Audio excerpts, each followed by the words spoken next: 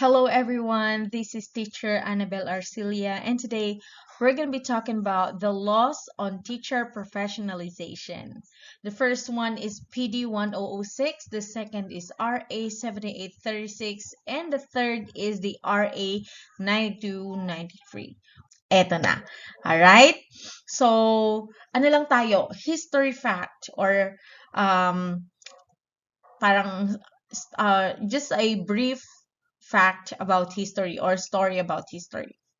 So before these laws, ang teaching ay hindi kino-consider as profession. Ma'am, nakakapagtaka. It's a paradox. It's very ironic, right? Kasi 'di ba yung teaching yung nagpo-produce ng other professionals or ng other professions? So bakit yung teaching ay hindi ko kino-consider as a profession? Kasi before, walang malinaw na framework ang teaching. Okay? Walang malinaw na requirements ang teaching. Kahit sino pwede magturo, 'di ba? So parang ganun siya. Bakit? Kasi hindi pa established kung ano ba yung framework para masabi na ikaw ay isang professional teacher. Nagsimula siya sa PD 1006. Okay? Or what we call the Presidential Decree 1006. Bakit siya Presidential Decree? Kasi ito ay naisabatas or it was enacted during the time of Marcos. So, martial law time. So, napapansin nyo, may mga batas before na ang tawag ay Presidential Decree. May mga batas na tinatawag na Presidential Decree tapos may Republic Act. So, para hindi kayo nalilito, yung mga PD ay Presidential Act and they were enacted during the time of martial law. So, hindi sila part ng 1987 Constitution. Okay, so PD 1006, it is also called as the Decree Professionalizing Teaching. Okay, so next, we also have the RA 7836, which is also known as the Philippine Professionalization Act of 1994. Okay, so alam niyo ba na itong dalawa na to, ano sila, kambal sila. So parang ganun siya, kambal sila. Okay? So, bakit parehas sila ng ano? Kung mababasa niyo yung content nila, ba halos parehas? Bakit?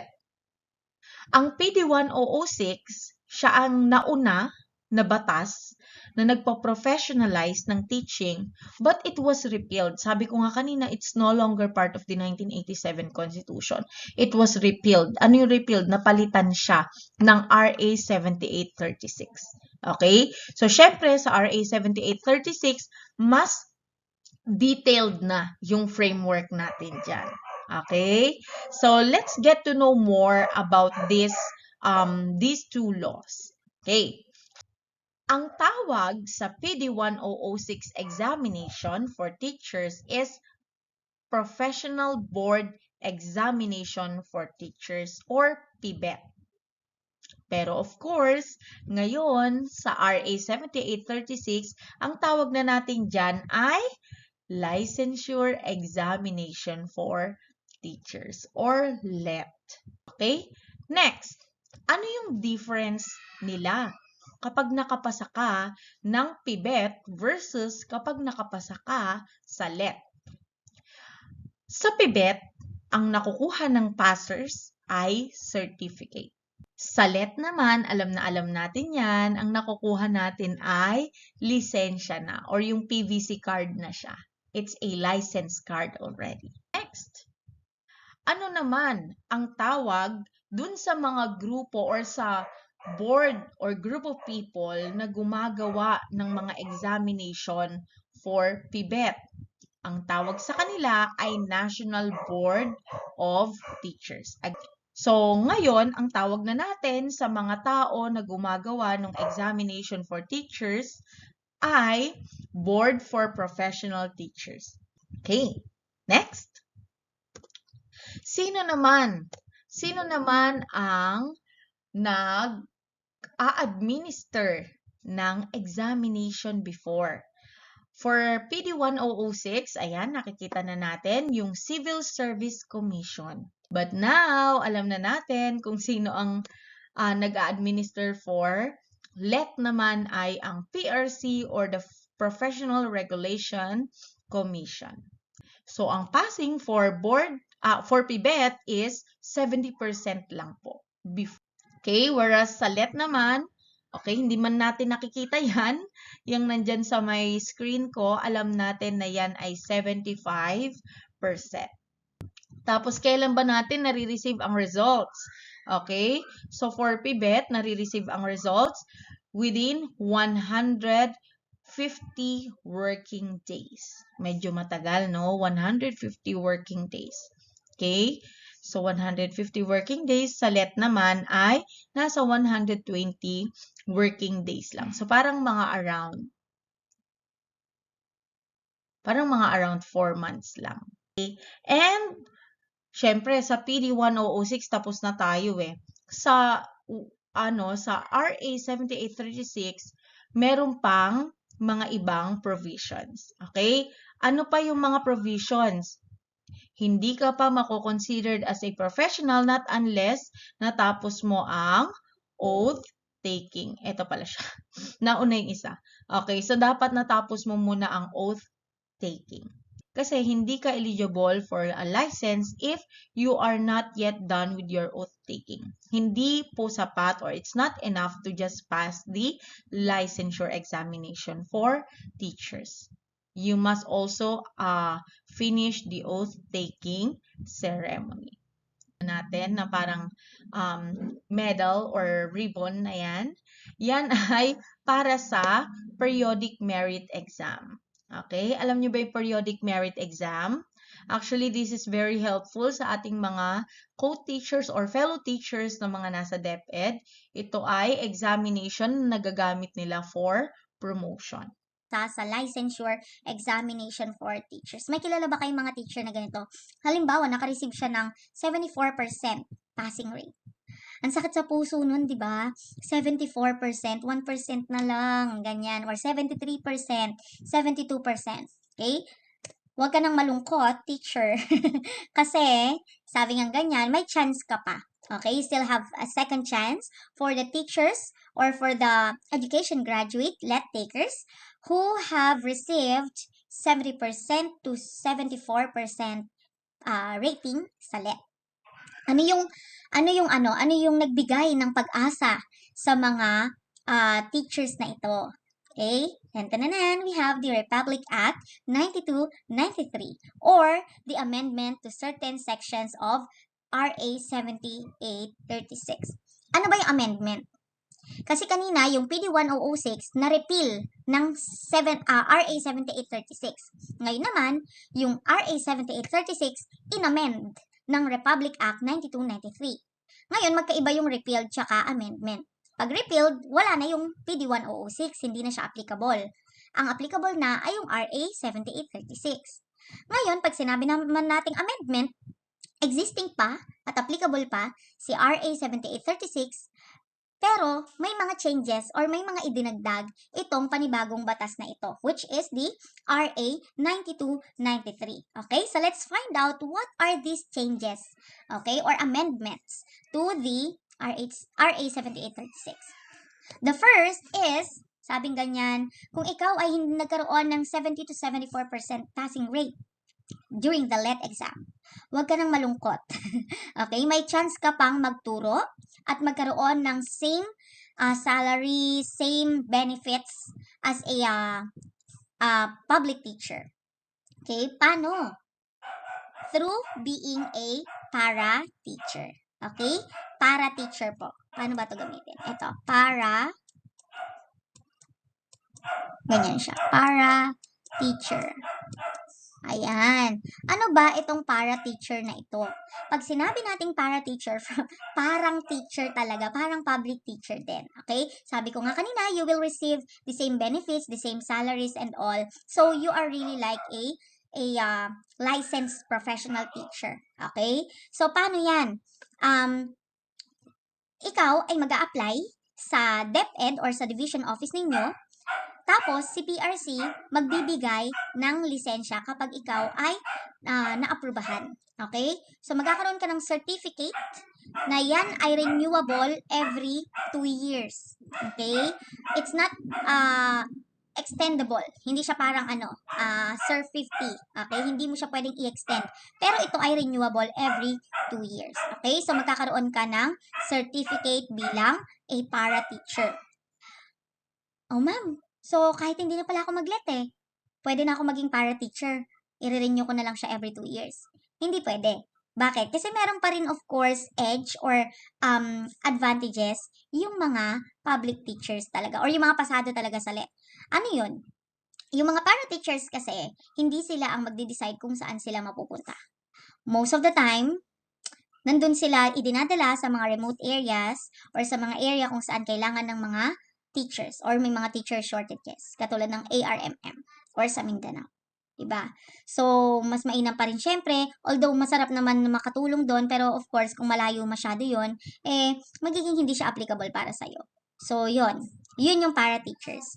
Ang kagandahan ng para teachers, the reason kung bakit nagkaroon ng para teachers, na idagdag itong amendment na ito sa RA 7836 kasi naisip ng mga policy makers natin, okay, so kung sino lang yung papasa sa let, sila lang yung mga nagiging teacher.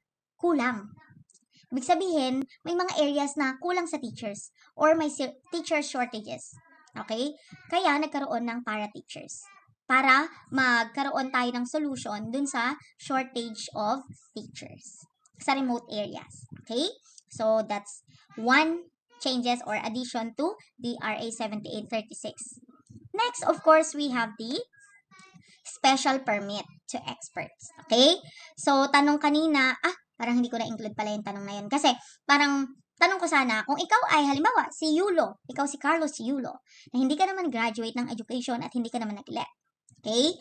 But, you are internationally recognized as an athlete or as a gymnast or ayun, di ba?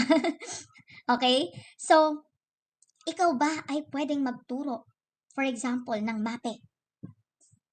So, initial answer natin kung ang pagbabasehan natin ay yung RA 7836, hindi. Kasi, para makapagturo ka, kailangan licensed teacher ka. Diba? Licensed professional teacher ka. Pero, dahil nga nagkaroon tayo ng amendments brought about by the RA 9293, pwedeng magturo yung mga tao or individuals na internationally recognized, okay, in their respective fields. For example, si Pacquiao, pwede siya magturo ng MAPE. Pero syempre, kailangan niyang kumuha ng special permit for experts. Okay? Next, may tanong tayo kanina, sabi natin ganyan, kung si teacher ay nag-graduate ng education, nakapasa siya sa let, pero hindi siya nag-decide na magturo, kasi meron na siyang opportunity maging manager sa isang restaurant, okay? 4 years siya naging nasarapan siya maging manager, 4 years. Kaya lang, na-realize niya na, teka lang, gusto ko na palang magturo ulit. Pwede ba siyang magturo ulit? After 4 years. Pwede po. Pero, okay? Pero kailangan niyang mag-take ng 12 units na refresher course. Okay? So, yan ay 6 units na education course and 6 units na I think majorship. Okay? So, ito ay para sa mga inactive teachers. Yung mga teachers na licensed naman sila pero hindi sila nagtuturo for 5 years. Halimbawa, 5 years or lesser, di ba? So, kung 5 years, inactive ka, hindi ka nagturo, nasa ibang field ka, mag-take ka ng 12 units refresher course, pwede ka ulit magturo sa public or magturo in general. Alright. Okay, so that is your RA 9293. Alright. Okay, so to help you understand more about, just a moment please. Oh. Okay, so to help you understand more why professionalizing teaching is important, I have this video. Hope you enjoy it. I hope you get the message. Thank you.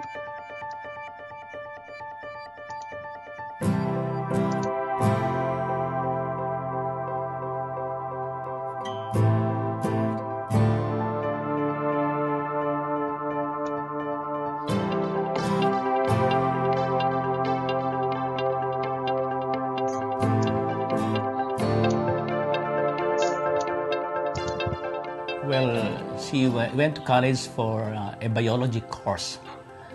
And she chose that course because she wanted to become a doctor. And I thought that Sabrina would make a very, very good doctor. I took BS Biology from Ateneo de Manila University because I wanted to become a doctor. I sent her to one of the most expensive schools, Ateneo, with the thought that if I invest something, I get something back. So it's in economics, it's return on investment. And so when she told me that she's going to be a teacher, and I said, "Are you serious?" The decision to go into teaching was very hard for me. Some doubts came to my mind that what is going to be her career path as a teacher.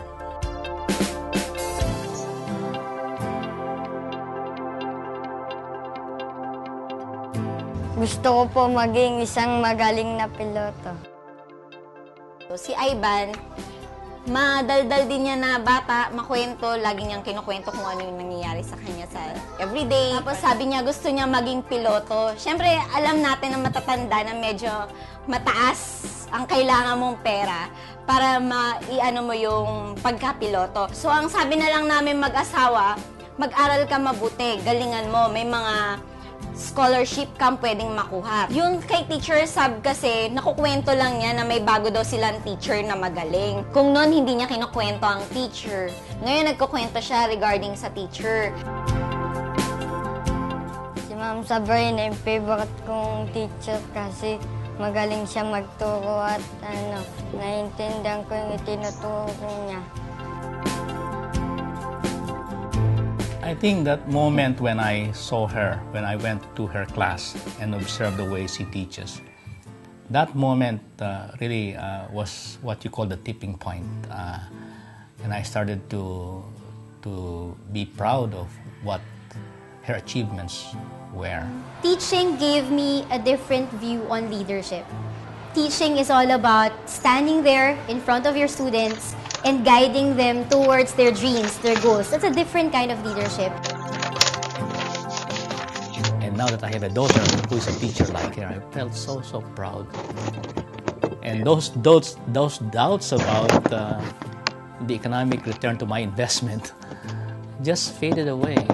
I began to think that if this is what you call intangibles in economics, and that is the social benefits I get from my investments to her being in Ateneo and now as a public school teacher.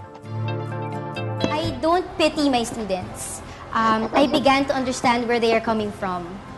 Because when you pity them, it's like you're telling them you're still above them.